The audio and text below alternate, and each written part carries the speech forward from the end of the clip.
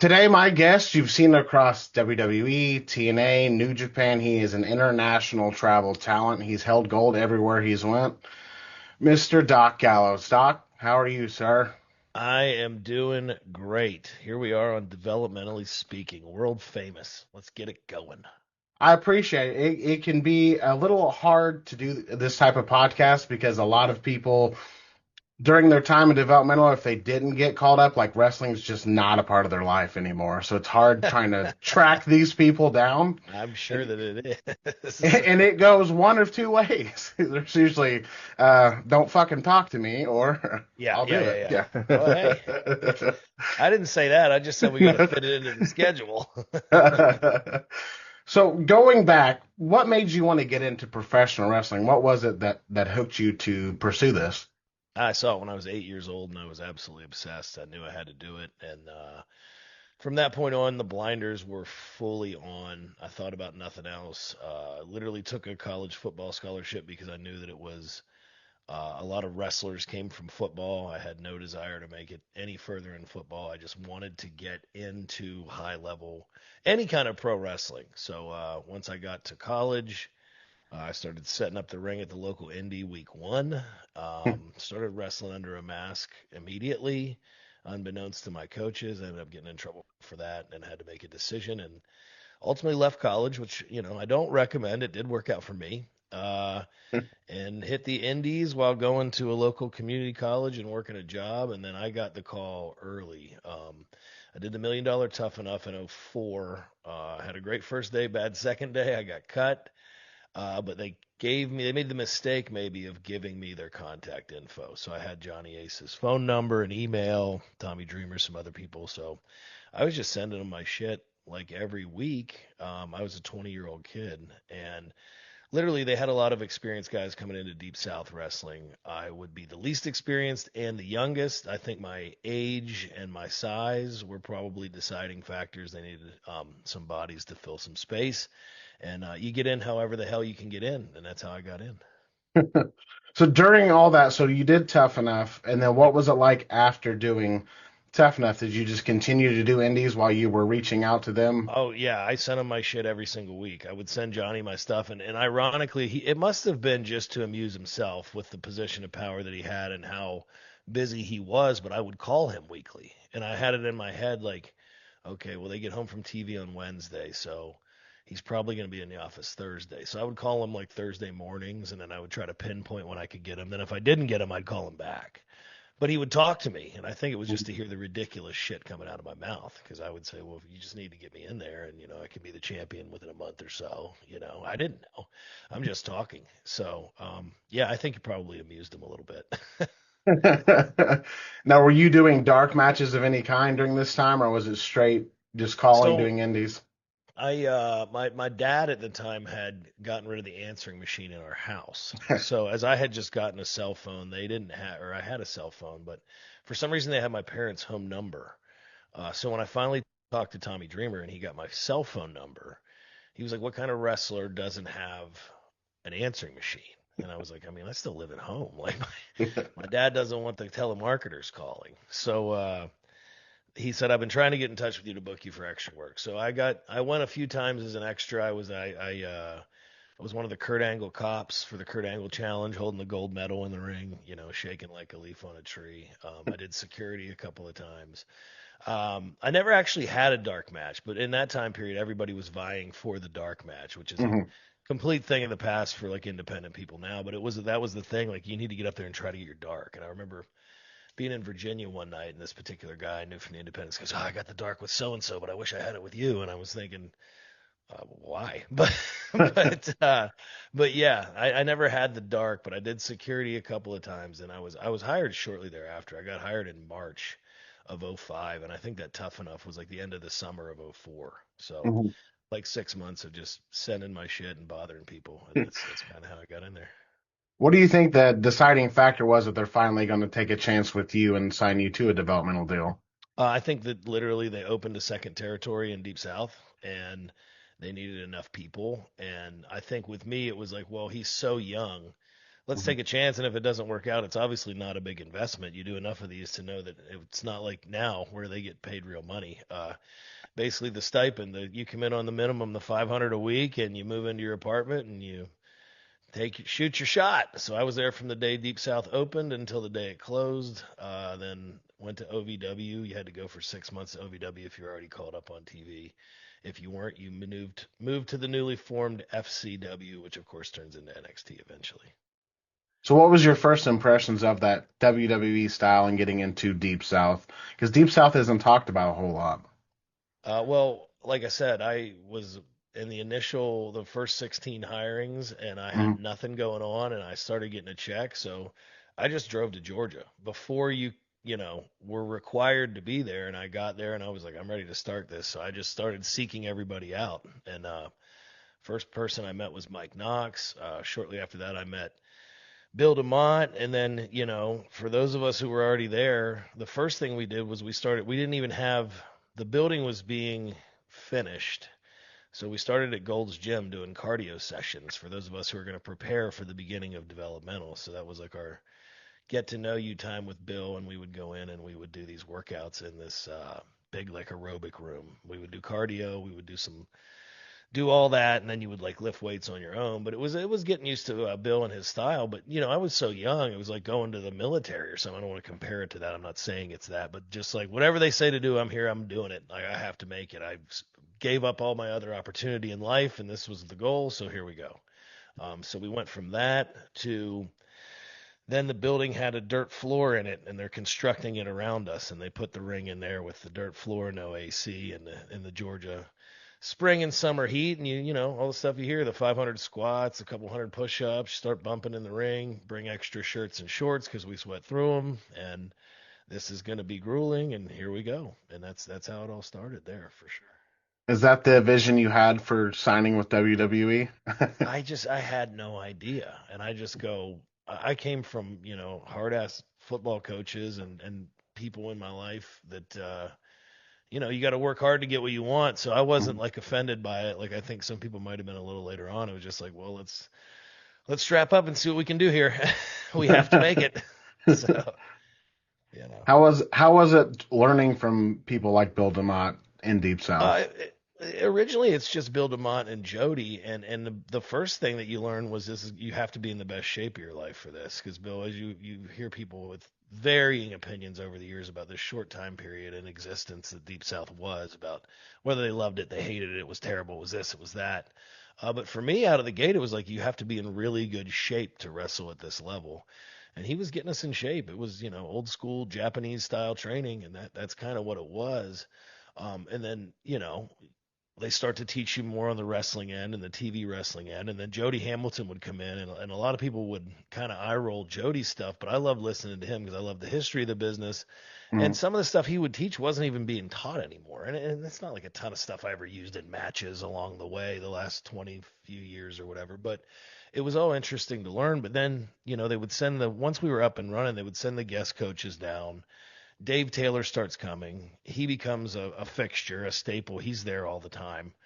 So he was great to learn from, knew the European style, one of the funniest people you could ever be around, great morale booster for the guys. But then you would just have, okay, so and so got hurt. He lives in the South. He's going to come in and work with you guys for a month, get him ready to go back on the road. So all these different WWE wrestlers would be coming through the doors, and we would work out with them and learn from them and get to be in the ring with them and feel what these guys felt like, who were the guys that you could see on Raw and SmackDown. So I think that was hugely beneficial. And then you would have like guys would come in to try out to be agents. I remember Barry Windham came through. I remember Mike Rotundo, IRS came through. Tim Horner was there for a while.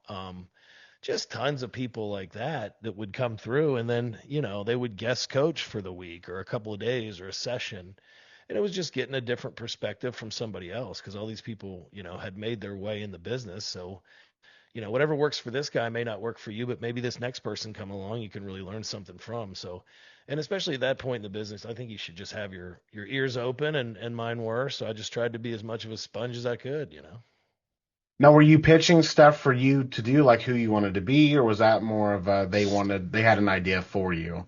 No, it was I came in and I remember I had like the I had this like white pleather singlet, and it was like the coolest piece of gear I had at the time. I thought it was so cool. And the first day we were allowed to put gear on and do matches in gear, I wore it, and I immediately got pulled aside and was like, "You did this wrong in your match, and this wrong in your match, and don't ever wear white pleather again. That's not your thing." And I go, well, I better think of something else. So I started cutting these crazy, weird promos because I knew I was greener in the ring than everybody else, but I was like, I don't think anybody here can talk like I can talk, or are as weird as I am imagination wise. So that's kind of where the freaking Deacon came from, and they liked the promos. And then Jody Hamilton called me in, and we were talking about it, and I said, I want to do something like the Snake, but Jake the Snake already had the Snake, and he goes, go to the pet store and get a fucking spider. And I was like, oh god, I hate spiders. So we agreed that I would try to train a tarantula, and that's what I did. I went to the old Randar's Reptiles in McDonough, Georgia, and I was like, "What's the friendliest spider you have in here?" And they're like, "What the fuck are you talking about?"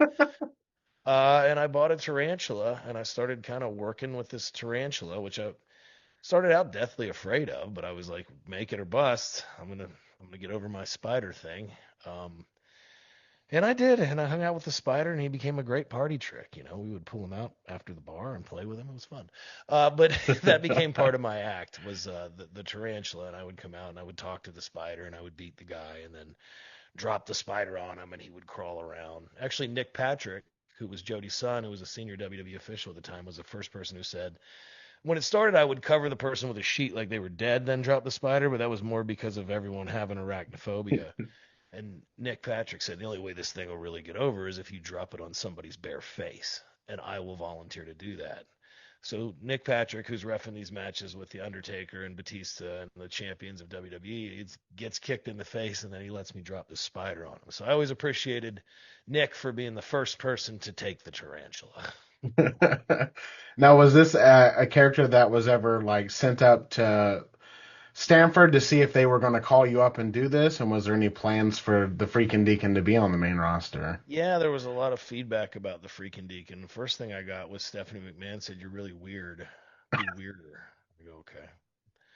We can try it. We can do that." And then, and who knows if it's true or not, but they tell you so many things when you're in that system, and you don't know what's real and what's not real. But I remember one day Bill came out and he goes, "You're the heir to the big man throne." And I go, "That sounds cool. What does that mean?"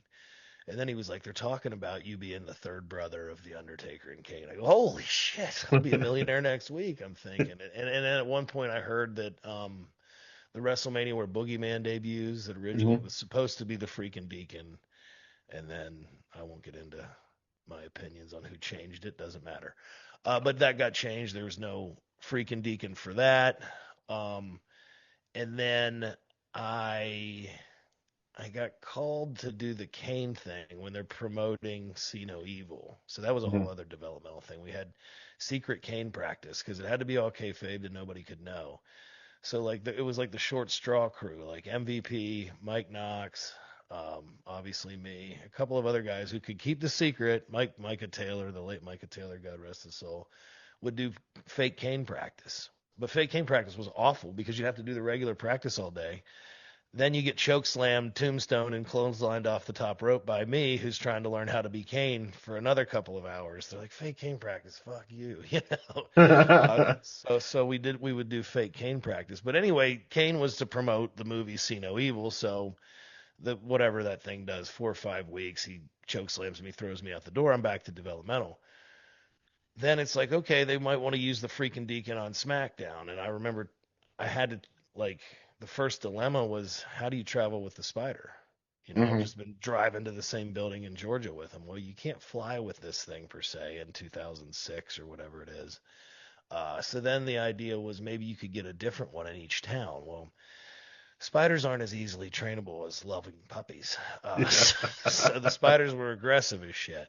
Then the question came up about, is there a PETA issue with this right now? Mhm. It's been years since they did Jake the Snake. He had just done an appearance or something with Randy Orton. There were questions about using animals in the act. So basically, they were like, "You're not going to be the freaking Deacon anymore. It's dead." And this was like 2007, 2 years into to developmental, and I was like, oh, shit. And that basically is where Jesse and Festus came from, because they brought Henry Godwin into Deep South, and him and Jesse were going to become like the new Godwins. They were going to be pig farmers on SmackDown. And I was like, I'm going to get fired because now I'm just a dude with Bozo the Clown hair and no makeup and no spider. So they kept bringing in, they brought in a bunch of big guys.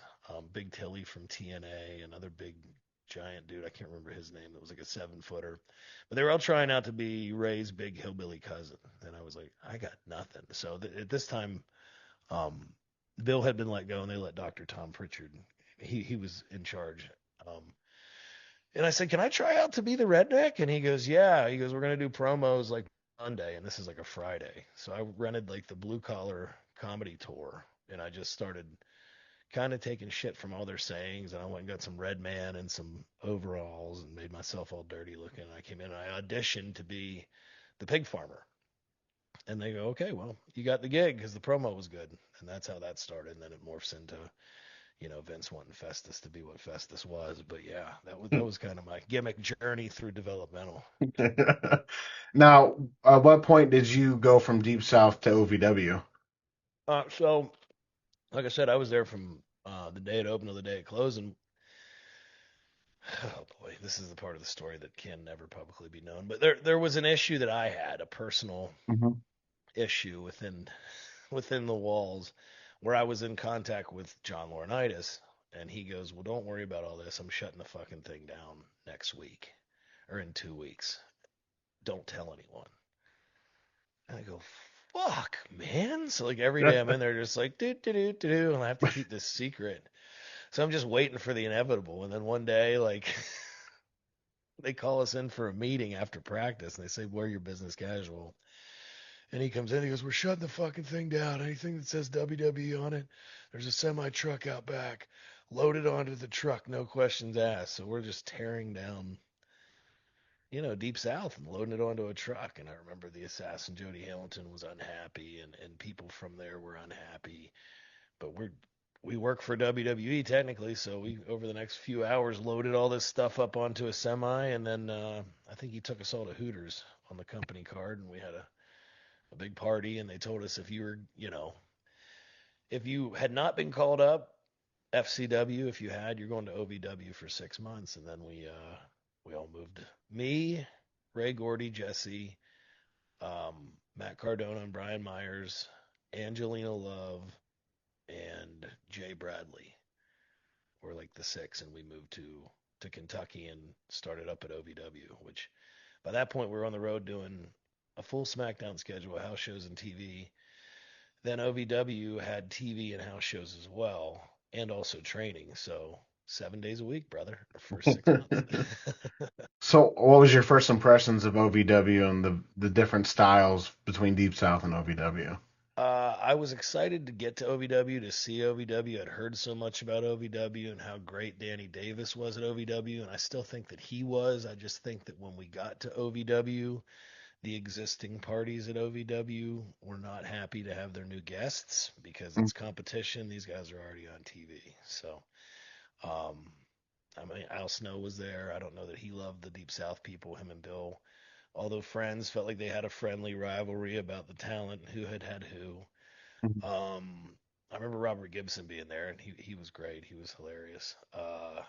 But yeah, I don't think that they wanted to welcome us with open arms, and it was reflected, and it got to be a joke with me because like I would go to SmackDown and like pin the tag team champion with my finisher, and then the next day I would land at OVW, and the joke was with Gordy and I, like, how quick can they beat Festus on OVW TV? Because obviously they didn't care at WWE what I did on OVW TV, so they would just be like, "We need you to get this guy." Like, oh, okay, cool.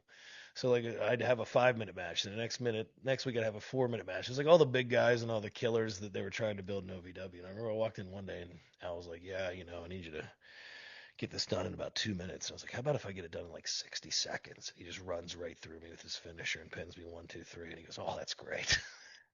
I was like, perfect. Whatever you guys need, we'll do it. Obviously, they don't care up there, so why do I give a fuck here? If you're just gonna punish me for something I didn't do, that's fine. Was it always you were just going to be Festus and OVW, or did they try different things just No, because it wasn't? I was Festus because I was Festus on TV. So I Hmm. think it's that little thing. If there were Festus, Jesse and Festus people around or kids who Hmm. liked it, they could go, "Hey, they're on the show." And they did that with like, well, I guess the Major Brothers would have kind of been in the same boat at that time too. But we would do like we did a Six Flags or two as Jesse and Festus, and just did our little act. So that was it. Is there any particular moments during your time in developmental that stand out more than others? Because this is a different time back then than what it is. It feels like it's more, absolutely more corporate today and Very much. polished, polished today. I don't have all those things where, I've read these guys over the years. A lot of them didn't do much in the business, but would come on and say that they got tortured or beaten or I didn't see any of that. It was like a really hard football camp when I first got to Deep South. Hmm. I felt like it was to make me better. Am I right? Am I wrong? I don't know. That's just my feeling on it. Um, but again, I came from where you have to work hard to get, what you got. So it just kind of seemed like, okay, well, this is just another facet of that. Let's get in there and work our asses off and try to get the goal here is to get on real wrestling TV to be called up to be on Raw or SmackDown. So to me, it was just kind of part of it. I do remember they had me in Florida one time at the new FCW, and I think I wasn't in developmental. I was getting repackaged, but there was a disconnect with people of what we were doing. I hope and I want to say, but we did this big show in Florida, and I was off TV as Jesse and Festus, but Festus had this nice little mid card couple of year run.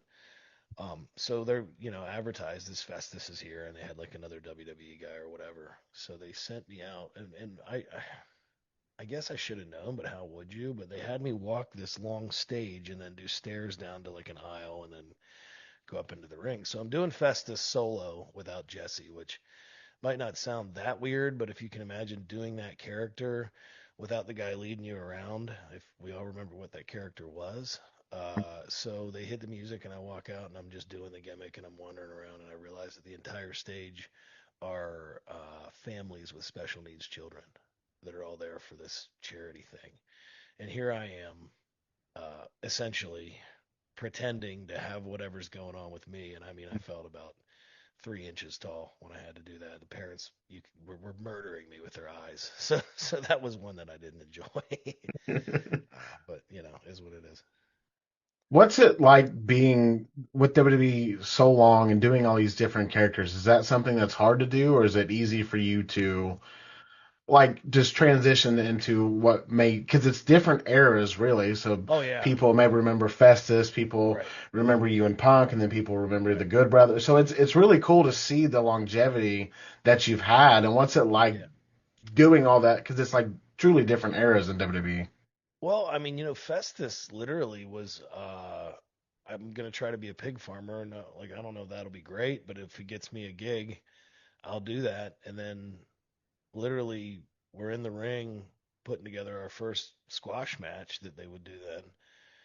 And right at doors, they go, Vince wants you in the office. I go, fuck, I'm already fired. They call me in, and Vince explains, which I've told the story a million times, what Festus is and what his vision of it is. So it's not like I didn't have like this, like, okay, well, I got 6 months to figure out what Festus Hmm. is. They were like, the next week I came in, I had my black trunks, and they were like, oh yeah, and don't wrestle like you know how to wrestle. You got to wrestle like you're an angry bear. I go, well, what is that? And I remember Arn Anderson helping me a lot, like.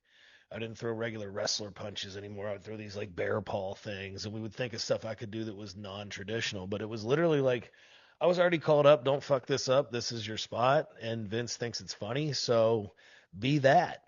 And I get asked the question at signings and appearances and interviews all the time, like, how did you not break character? How did you not laugh? How did you do this? I'm like, I mean, think about like, I don't know, being in front of your church as a child or something. You can't mess up. There's no like, I didn't want to laugh. I was like, shit, don't fuck this up. And then I got used to doing it, and I realized it was an easy way to get my feet wet as a television wrestler. Because I mean, I started doing Festus when I was like 23 years old, Hmm. still super young to be up there. But Festus was an easy character for kids to understand. The bell rings and he goes crazy, and we like that. And then when the bell Hmm. rings, he goes back to doing what he's doing. The song is fun. He blows a big comeback. He kicks ass, then he shuts back down.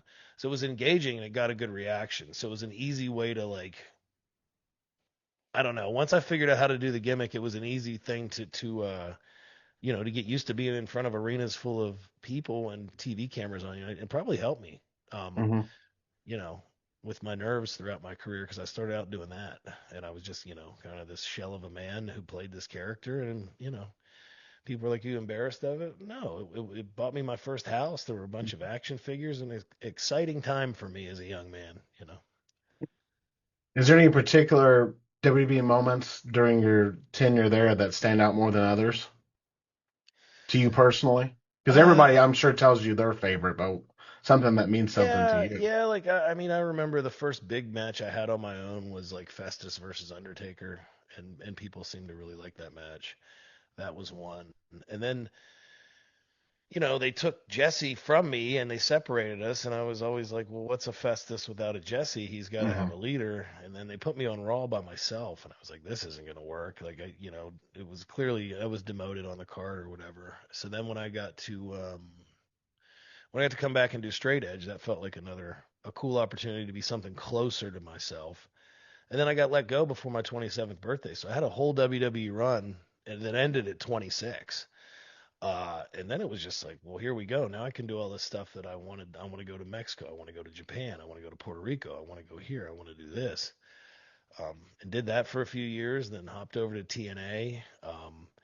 And that deal was ending. It had an option with a raise, but they they said they wanted to push me, but they couldn't afford the raise. And I was looking around at the guys who I knew had bigger contracts and Hmm. thinking, I think you can't afford the raise. So we argued about that, and then they said, well, then we're going to say that we let you go. I go, you can't let me go if you're not honoring my. But they did. But thank God they did, because that led to me reaching out to my best buddy, business partner, tag team partner this day, Carl Anderson, saying, is there anything going on in New Japan? I'd love to try to get over there. He goes, I don't think so, but I'll show your stuff. He showed it to Tiger Hattori, and then the rest is history. I went there right, a month after they formed Bullet Club, and then the rise of the Bullet Club, and that gave me all the rest of it. So it all worked out for a reason. So what's next for you? Man, it's been so refreshing for Machine Gun and I to be outside. We're so fortunate. We don't know the number, but I think it's like 9 or 10 contracts in a row. Boom, boom, boom, boom, Hmm. boom. So to come outside now and to be our own bosses and to be so busy and to be out there, we got this week. I leave tomorrow. Fly to Nashville. We're doing a county fair in Tennessee. Uh, the next morning, Friday, fly to Toronto, drive up north, work a show for Maple Leaf Pro. The next morning, fly to New York City, do a signing at the Wrestling Universe. That night, fly back to Tennessee. Sunday, I'm doing a big all day Smoky Mountain Fan Fest. So and then next week we go to England, and then from there we have 4 more shows. It's liberating. It's great. And the thing that's been the most fun for us is the stuff we're doing on our own. Our Talking Shop podcast is now Hmm. available wherever podcasts are found, but on Triller TV, also on the Roku channel, STGN49, as well as our wrestling reality show, Talking Shop Presents Lariato Pro. They air bi-weekly, Triller and the Roku channel. So check those out. We got so many irons in the fire with that, and so many different places to take it. I've been on the phone all morning, so it's fun to wear the promoter hat a little bit too.